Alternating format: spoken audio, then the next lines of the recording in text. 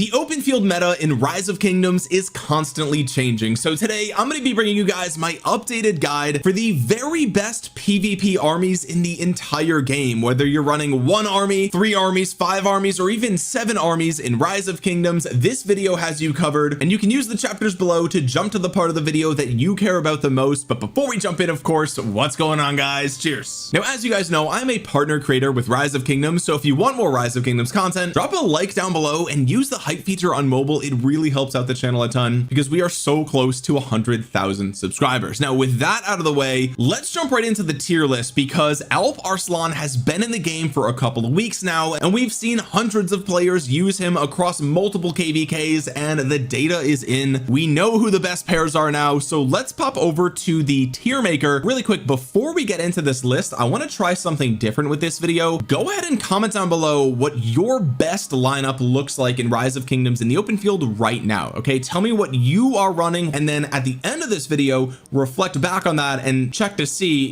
are your armies similar to what I would recommend here. If not, maybe there's an opportunity to improve your marches, or you can let me know why you think your armies perform better than what I mentioned in this video. It's gonna be an interesting experiment, so let me know down below. Logically, the best place to start with this video is the single best march in Rise of Kingdoms in June of 2026, and the answer is Emperor Qin with either Zhuge Liang or YSG. Now, I personally prefer Zhuge Liang because he's a bit more supportive, but if all you care about is damage, you can use the YSG, or if you don't even have the Zhuge Liang, this is totally fine. But it's pretty cut and dry. If you're running 1 army in the game, this army does it all. It is the highest DPS in the game. It is always trading insanely well. It's frankly the only downside here is it's a little bit slow on the battlefield, but because it deals so much damage, it almost doesn't even matter if you get caught out of position because you're still going to trade well. So this is, in my opinion, the very best march in Rise of Kingdoms right now. It's almost not even close, and that's coming from somebody like myself who is much more invested in infantry than I am in any other troop type. I mean, my infantry stuff is just the best on my account, and even with that being said, the Emperor Qin just outperforms. It is what it is. Emperor Qin still reigns supreme as the best commander in Rise of Kingdoms. With that being said, if you're running 2 armies in the open field, this is where we have to talk about infantry. Okay, if I were running 2 marches in Rise of Kingdoms, it would be these 2 marches right here. The only variation there might be a Liu Che instead of Bai Qi. I think Bai Qi hits a little bit harder, but Liu Che has really nice synergy with Sun Tzu's kit. He also has a rage engine with the combo attacks and the expertise there, so there's an argument to be made for both of these. But I think the safest single infantry march in the game right now is Tzu Prime primary with Bai Qi secondary. Those are the 2 best marches in Rise of Kingdoms. There's no asterisks here. There's no but what about, oh, but there's no, these are the 2 best marches pretty much hands down. And I know that like Cavalry are in a little bit of a weird spot right now. I think Cavalry frankly have the short end of the stick. We'll talk about that, and that's not to say they have bad armies. They have incredible armies, but I think Cavalry's real time to shine is going to be later this year when we see the next generation Cavalry. That's what I'm personally paying close attention to, because I think that's really going to change the field meta when Cavalry finally get another dedicated combo commander. But we'll talk about that in just a second. Okay, so these are the 2 best marches in the game in my opinion right now. What about moving to a 3 army lineup? Well, of course, this is where we do in fact have to talk about Cavalry, and you can't talk about Cavalry without talking about Achilles. Okay, now Achilles has a couple of different pairs. If you want maximum damage, then you're going to run Arthur with Achilles, and for a while I would say this was the de facto just single best cavalry march in the game. I mean, the damage is through the roof. Now, with that being said, I have to admit that this march, if you can control this march in the battlefield really well and you're super careful with overextending and playing correctly, this march is going to be your best bet. However, that's in a perfect world, and we unfortunately don't live in a perfect world, and in many cases you're actually going to find that this march is just a glass cannon. I tried running this march in my zone 5 fights, but frankly, if you're running into a massive enemy ball and you're outnumbered, then this march is not going to perform as well as the other 2 marches that we have here on the tier list. So with that being said, I will say that Gajah Mada I think does at least deserve to be talked about as part of the single best cavalry march in the game. Okay, now if you want maximum tankiness, you're going to use Gajah Mada as the primary. If you want a little bit more damage, you're going to do the Achilles primary here. Either way, I think you're going to find that this march works really well. I think most players would argue that the Arthur Achilles is the way to go here, so I am gonna kind of stick to that. But again, you have to talk about Gajah Mada here, because in situations where the open field is just not ideal, you will see better reports running the Gajah Chun with Achilles than you will with the Arthur Achilles. It just is what it is. I mean, in those situations, you just prefer tankiness, right? And I think this is where, you know, the nuance of the open field meta comes from situational awareness, right? Like some people might say, okay, King Arthur Achilles is the best march in the game, right? And that's because they have the best equipment, the best armaments, the best inscriptions, and they run up against an enemy that they outnumber 2-1 or 3-1. And in that case, yeah, you're going to absolutely dominate with this march, right? And again, I think that's why there's a little bit of disagreement amongst the community about what the best armies actually are, because everyone has different KvK matchups. They have different experiences. You know, if you're in Imperium versus a C seed, you just have a different play style. You have different KvK experiences overall. So it's going to vary quite a bit there. So again, I do just want to mention that, like, if you need the tankiness, you've got no choice. You're running the Gajah Mada with Achilles. If you're not worried about that, then of course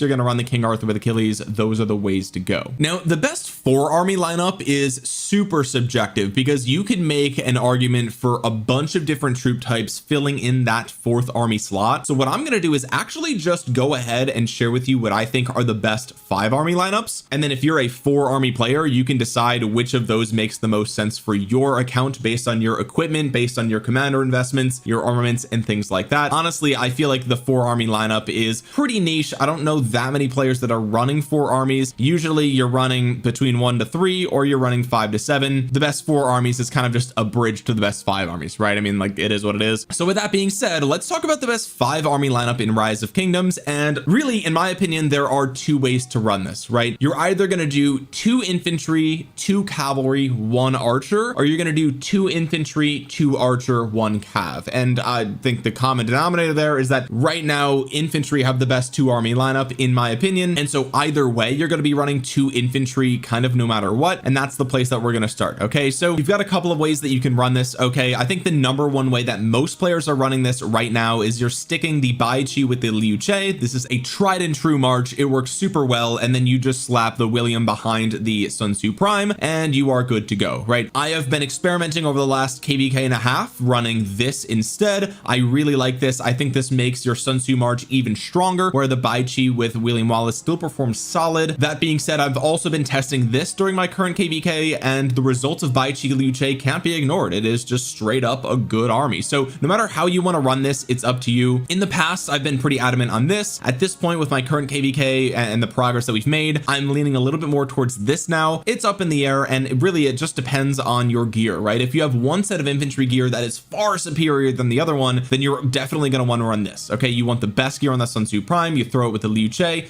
and you're good to go. You may even argue running something like this if that is the case, right? And really maximizing the DPS there with the Bai Qi. But if you have 2 sets of gear and armaments that are very similar to one another, then I think you can much more easily make the argument for something like this. Okay, so however you want to run that, however it makes the most sense for you, you can pick based on your account and based on, you know, what I just said with the gear. And really, I guess this is kind of the answer to the best 4 army lineup in my opinion. I mean, it is what it is. Now that I think about it, I don't know if I would pick any other troop type above infantry for best 4 army lineup right now. That being said, if you're going to run 2 cavalry, what exactly does that look like in June of 2026? Okay, well, you've got a couple of options, and primarily that involves breaking up your Achilles with your Arthur. Okay, so whether you run Achilles Gajah Mada or Gajah Mada with Achilles, however you run that, that's up to you. Again, if you want something more tanky, you go with this. If you want more damage, you go with this. You could just tweak that based on your KvK matchup, right? If you're dominating the field, go with this. If you're on the back foot, go with this. And I think that's how you can sort of get the best results out of that march. Okay, that being said, who are you going to pair with your Arthur? Okay, well, I think it's pretty cut and dry. The best pairing is either the Hector or you can run the David if you have the David. This pairing is for those people that just they already have the David, and you know, you could just pop off in the open field with this. That's the way that you want to go. Okay, but if you don't have the David Garrison, then I would say the King Arthur with the Hector is the way to go here. Of course, if you don't have the Hector or the David, then you're kind of forced to run something that's a little bit subpar in my opinion, and that involves something like the Philip. The Arthur Philip is something that I haven't even really entertained to this KvK. It's just too squishy. It just dies, right? I mean, it just dies. And in the same camp as that is the King Arthur with the William. Okay, they're basically these 2 different armies. They rhyme. Okay, they're very similar, different flavors of the same sauce. It's Coke versus Pepsi. Okay, some people prefer Coke, some people prefer Pepsi. I personally prefer the William because he actually has damage on the active skill and the extra rage for your armies that actually do damage really moves the needle. But again, if you're running one of these, you're running a subpar march for your second army. For cavalry, at least, you want the Hector or you want the David, in my opinion. That's how I would do it. The other thing we also have to take into account here is that some people are still running one delta march and one skill damage march for cavalry because of the most recent rework to the wedge formation. Some people have held off on converting their best cavalry wedge stuff to delta because of that rework. If that is you, then I would say you would run something like this, where you do the Achilles with Gangam Chan, however you run that, and then you do the Hua with King Arthur. This is the most well-rounded sort of way to do this. You'll notice here that the Gangam Chan Achilles is kind of just the combo delta version of the Hua with Arthur, right? I mean, you've got a massive AoE damage on the secondary and a tanky sort of healing commander in the primary slot, and that's how you can do that. The other way you could do this would be something like the Joan with Arthur, and this is a march that frankly, in the perfect scenario, I can see this working really well with Wedge 2, but that's almost more so on paper, because again, this is just so glass cannon that I really struggle to find players that would rather run this over the Hua, right? I just, you know, I get why people run that, but personally I would point you in this direction. I'm not saying that you can't run the Joan with Arthur, but I think that the stars kind of have to align there with your KvK matchup, and you just stomping in the open field. That's when you would run that. That being said, that's how I would do this. Okay, that being said, if we're going to do a 5 army lineup with 2 archers, 2 infantry, and 1 cavalry, then how would you split these up? Well, the answer is pretty clear in my opinion. Now that we've got sort of the consensus from the community and all the different battle reports and everything, you're going to be running Alp Arslan primary with Hermann Prime secondary. Okay, I mean, that's just how you're going to do it. There's really not much wiggle room or debate here anymore. A lot of people were talking about like running the Zhuge Liang here or something, and like that's just where you're just not doing that, right? You know, even the Hermann Prime primary, the speculation was, and I made this speculation as well, that the support tree would be more tanky and you would prefer that. You also have the active skill with the AoE here on the primary. That's just not how it's working in real world fights. Okay, Alp Arslan primary with Hermann Prime secondary, that's how you're going to run this, and it's kind of open and shut case, and there's really not much else to discuss there about a 2 archer lineup. This is pretty much how you're going to run it. Okay, now from there,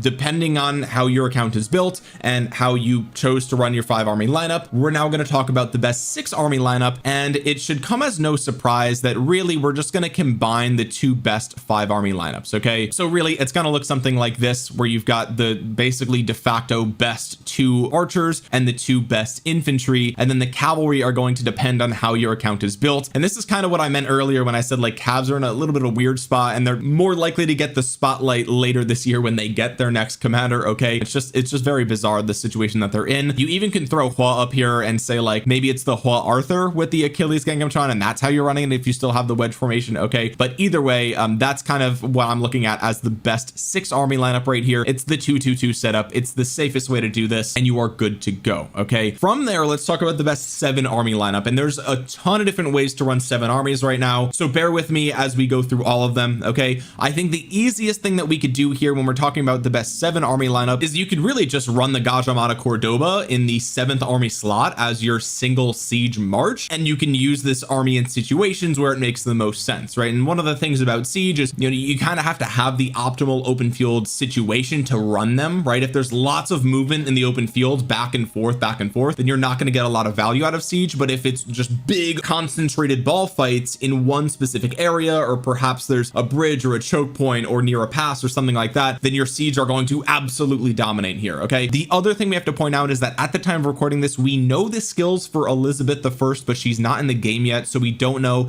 if she's part of the single best siege march in the game. I think a lot of people that are familiar with siege are saying that they don't necessarily see her overtaking this march as the single best march in the game for siege right now. So that's kind of the current consensus, but we don't know for sure until we see how her kit actually works. But this is probably the safest 7 army lineup in the game. That being said, however, I think siege have sort of fallen from grace over the last 12 to 18 months. I think that the other armies in the field have gotten stronger and stronger and stronger, and we're still talking about Gajah Mada with Cordoba. Okay, and like that march has been around for a while, and it does still, like I said, perform super well, but it needs ideal circumstances, and if you don't have those, it's not going to perform super well at all. And also, even though siege did get lots of adoption about a year and a half ago, I think a lot of players still held off, right? They did not go and invest all in on siege, and so if you you don't have the siege march, let's talk about what the best 7 army lineups look like. Okay, and that's going to involve either 3 infantry, 2 cavalry, 2 archers, 3 cavalry, 2 infantry, 2 archers, or 3 archers, 2 infantry, 2 cavalry, right? It makes the most sense to run it that way. I think some people have a leadership march in that 7th slot, and I think I will point you towards Chiskel for more up-to-date information about what that leadership march should look like, because personally I don't think I know anybody in my kingdom or anybody that actually runs an open field leadership march, so I can't really sit here and tell you precisely what that's going to be. We also know that Vercingetorix is coming around the corner as well, and he's going to change the math on some of these too, but he's still a few weeks away. We don't actually have a confirmed release date yet. That being said, let's start with the best 3 army lineup for infantry. Also, I'm going to move these off to the side here because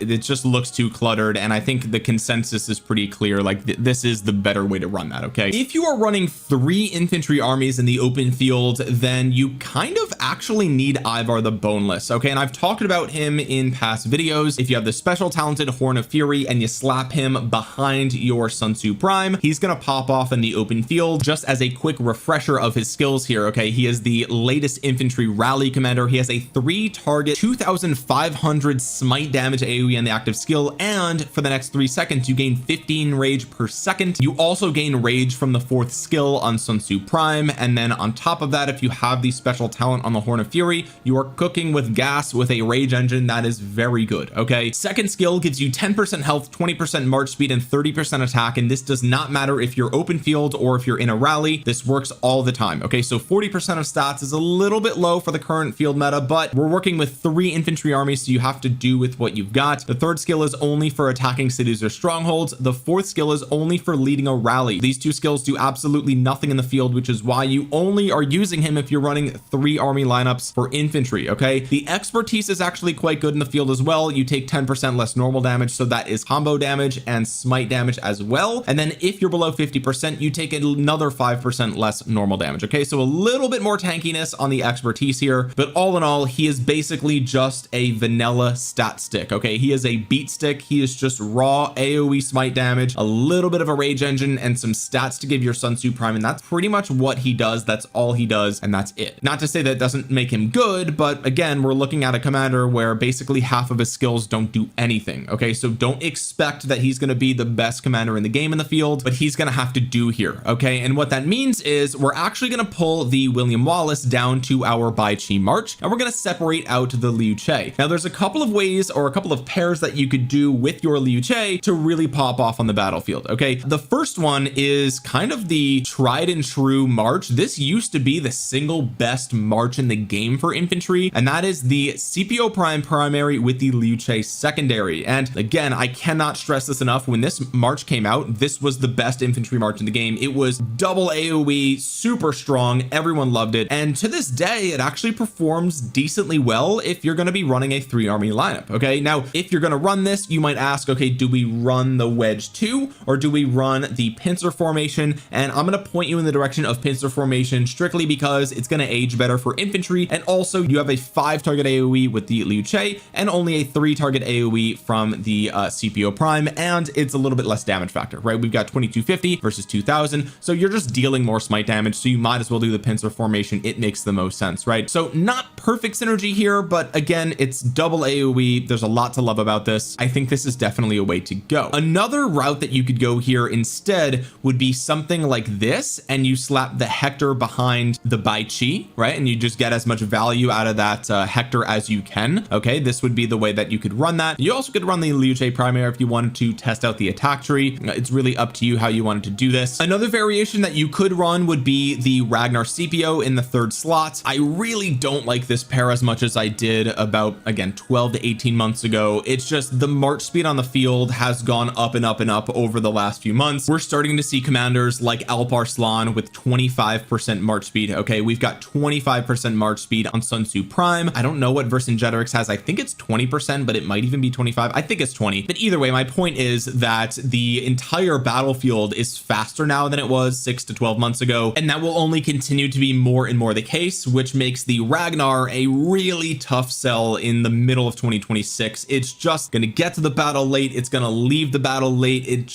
On paper, this is super strong with wedge 2, but in practice, it just can't move. It just can't move, and that's its biggest downside. So I'm not going to sit here and say you can't run it, but what I will say is that it has definitely fallen really far from grace, unfortunately, and it is what it is, right? It is what it is. So that's that. And then finally, the last thing I want to mention here is that you could run something like this, and then you could of course continue to run the Liu Che with Philip, or you could run the Liu Che with Alex and just go for that instant proc. And I actually still really like this setup here, as long as you're in an open field situation where you're going in and out of combat, right? You need to really micromanage that march, similar to like the Arthur Achilles. Like, you have to micromanage it. You can't overextend. You can't get caught out of place. This will melt if you do, right? So again, if you can just tap the enemy, do hit and run combat, you're actually going to see that this march performs super well. But if you're having long open field engagements with big ball fights, I think that this is probably past its prime, unfortunately. Again, it's really going to depend on your KvK matchup. Okay, so I would point you more in this direction with the CPO Prime Liu Che. That's just me, and this is kind of how I would run a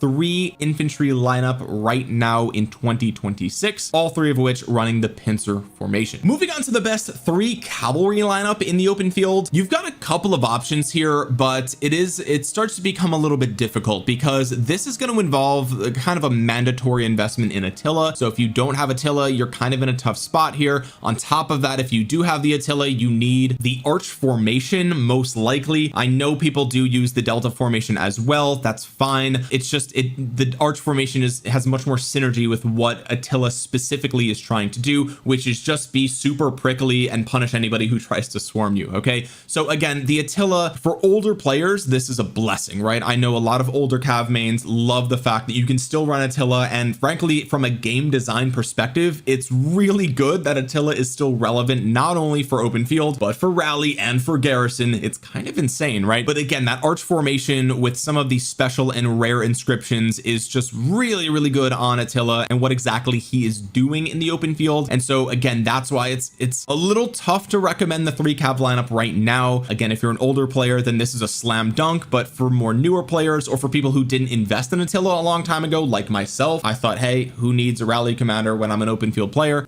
Apparently me. Okay, apparently I needed to have invested in Attila back then. But either way, this is kind of how you're going to run it, in my opinion. You're going to run the Attila with David, Achilles with Gangam Chan, however you actually want to run that, and then you'll run the King Arthur with Hector, hopefully. Otherwise, you're going to have to be running the Philip or the William here. Okay, the other thing that you could do that I've seen people talk about if you don't have the David is run the Philip here. And again, this even more so requires the arch formation, right? Like, it's just there's no combo damage here at all, right? It's literally just all normal damage, and just you're being more of a supportive march at that point. You punish players that swarm you, and your Philip just does the supportive stuff that he does. This is another thing that you could run here. And just to sort of recap what exactly David IV is doing in the field, because I know a lot of people might not have him if you're not a cavalry garrison player, he is sort of a similar setup to Ivar the Boneless for infantry. I know that's a rally commander, but this is just 3 target combo damage AoE 2800. Okay, so really strong AoE active skill there. And then on top of that, you also cleanse 3 slow, poison, exhaustion, or other normal debuff effects from this commander's troop. And this is even more relevant now than it was when David landed in the game because of Alp Arslan being in the open field meta. Alp Arslan, with the way his kit is built, he is spreading debuffs all over the place. He's spreading the slow, he's spreading the poison, and he's spreading the normal debuffs. On top of that, the pierce doesn't look like David cleanses the pierce, okay, but even still, he cleanses everything else that you're spreading with the Alp Arslan. And so this, in a way, the open field David sort of got a little bit more powerful with the introduction of Alp because the value of this active skill went up. Okay, so I like that a lot. The second skill is, again, sort of a stat stick, 35% defense, and that's it. You'll notice a little less total stats here than somebody like Ivar the Boneless. That is unfortunate. On top of that, there's no march speed here. That's also unfortunate. Luckily for him, he is a cavalry commander, but even still, I do think that you will notice the lack of march speed here, again, because the rest of the field is getting faster and faster. That advantage that cavalry had back in the day has shrunk a little bit. Okay, not to say that they're not still the fastest. They are objectively the fastest marches in the game, but compared to your other cavalry marches, the one that has the David is going to be the slowest one, obviously, right? The third skill, unfortunately, is only for garrison. The fourth skill says whenever this commander's troop uses an active skill while attacking a troop on the map, the target takes 40% more combo attack damage for the next 3 seconds. Very strong here, okay? Especially if your other 2 cav marches are dealing combo damage and you're just targeting the one enemy, right? I mean, obviously this helps the active skill of David. Your Attila does not do combo damage, so there's a little bit of a lack of synergy there. But if your nearby Gajah Mada Achilles is hitting the same target and your nearby King Arthur with Hector hitting that target, they're going to benefit from this massive debuff as well. A little bit of a cooldown, which is unfortunate, but even still. And then finally, the expertise is if this commander is serving as a garrison commander. Okay, so this does nothing in the field. So I guess you could run this as a 5-5-1-5 in the open field and you're not really losing anything, right? Now, should you be investing in a garrison commander for open field exclusively? Probably not, especially because we know a new cav commander is coming in the next 3 to 6 months. But if you already have him because you're a cav garrison main, then this is probably where you want to use him. I suppose another 3 army lineup you could run with cavalry would be something like this, where you have the Gajah Mada with David, the King Arthur with Hector or Philip, and then you run the Attila with Achilles, which is a well-known Achilles pairing. The Attila Achilles does really, really well for a lot of people, especially if, like I said, you don't have that arch formation, you're relying on the delta. You might want to try this. I don't see this very much, honestly, with the David as the secondary to the Gajah Mada, but I want to at least mention it here. Depending on how your formation or your armaments are set up, maybe you would run this. That being said, another thing that you could do would be something like this. If you don't have the David, you could run the Hua with the King Arthur as your third march, and of course that would be all skill damage, right? And then you're running the Attila with either the Hector or the Philip. But if you're running this, then you're probably better off running this. The only kind of exception there would be if you actually do have really good wedge armaments for cavalry, then yeah, you're probably going to go with this.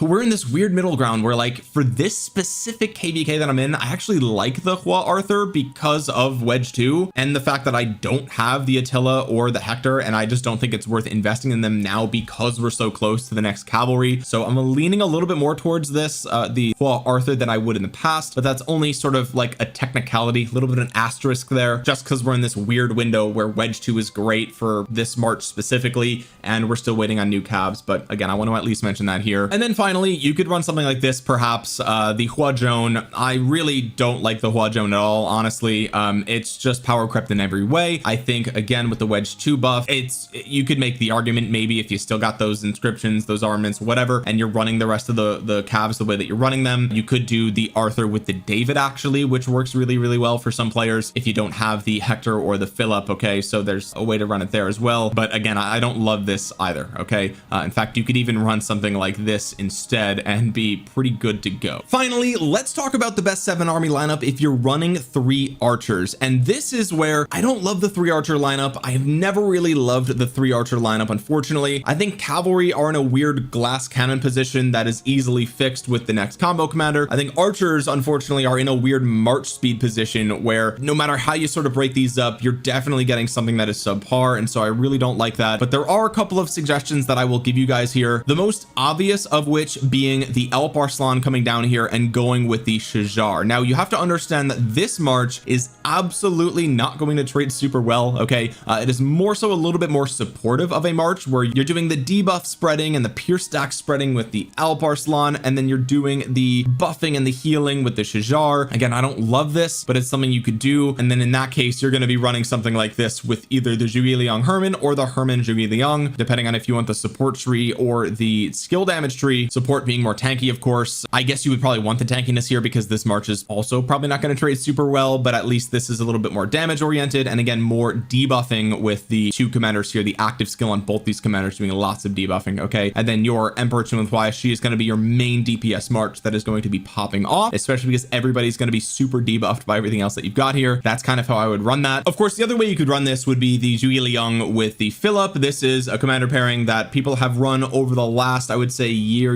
and a half. I think, again, this has lost a lot of its luster because you're only getting the 20% march speed from the Philip, and like I said earlier in the video, the rest of the field has gotten faster since Philip came out, so it's a little bit power crept in that way. I think the march speed was the main reason people ran these together in the first place, also because archers were in just objectively a worse spot back then. So you could try something like this as well. I think a lot of people are running this if they're running 3 archers, and if you don't like those 2 options, you're starting to scrape the bottom of the barrel here on unfortunately. You could try to flex Hector around somewhere. He is, you know, super universally, you can use him anywhere. Other than that, you're going to be forced to pull in the Ashurbanipal somewhere, whether that's with the Zhuge Liang, or if you run the Hermann Ashurbanipal, which is like tried and true, and then you run the Alp Arslan with the Zhuge Liang. It's another pairing that people kind of pointed towards. Frankly, I think this actually might be a better army lineup here, the YSG behind the Alp Arslan. Based on recent data we've seen from the community, this actually trades slightly better than the Alp Arslan Zhuge Liang, so this might be actually the way to run that. But again, you're running, I mean, like Hermann Ashurbanipal just feels so outdated at this point. I'm not really sure how archer mains are feeling about that really halfway through 2026. So really, I would be pointing you in either this direction and just accepting that this March is going to be more of a supportive March, and the Zhuge Liang with Hermann is gonna trade much worse than it used to. It's just so funny because this used to be one of the best marches in the entire game, and for a while was the single best archer march, but now it's like just so slow that it's basically a slower version of Ragnar Scipio, which is like insane to even think about. But yeah, this is just not trading how it used to, and if not this, like I said, it's going to be something like this. Okay, and that's how you're going to run that. Anyway, despite all of that, like I said earlier, I think the safest 7 army lineup is something like this, where you just use the ranged in the conditional situations where they perform really well. Beyond that, I would say if you're running a 3-2-2 lineup, I would put infantry in first place, cavalry in second place, and archers in third place, which is really unfortunate. Now, that being said, we do have a lot of new commanders coming down the pipeline. Okay, so I mentioned Vercingetorix, I mentioned Elizabeth I. Those we know are confirmed coming, and that might change the range meta. It also might change the cav meta a little bit, right? We might have Vercingetorix come up here as a secondary to King Arthur, and then beyond that, we've got lots of great things on the horizon. We are expecting a new special KvK story commander this year, and that commander, the community expects it to be archers, and that could definitely change the math on the best 3-2-2 lineup. Okay, if we get a really good archer that comes and lands in that special KvK story, that's going to change the math entirely. And then on top of that, we have new calves by the end of the year, and that again also could completely change the best 3-2-2 lineup as well. Okay, so with that being said, if you don't want to miss those updates when they come to the game, definitely subscribe to the channel, and even if you think you're subbed, double check, as YouTube actually unsubscribes you sometimes. I've gotten comments recently from people that say that they used to be subbed and they were just somehow unsubbed, so double check down below. And while you're down there, drop a thumbs up on the video. It really does help out the channel a ton. If you found this informative, useful, or entertaining, use the hype feature on mobile. It'll help push this video into the YouTube algorithm, which really helps out the channel a ton. And while you're down there, comment down below your best army lineups in Rise of Kingdoms. Are you running 3, 5, 7 armies? Let me know down below what you think the best lineups are. With that being said, guys, thank you so much for watching. This has been Omniarch. I'll talk to you guys again soon. Peace.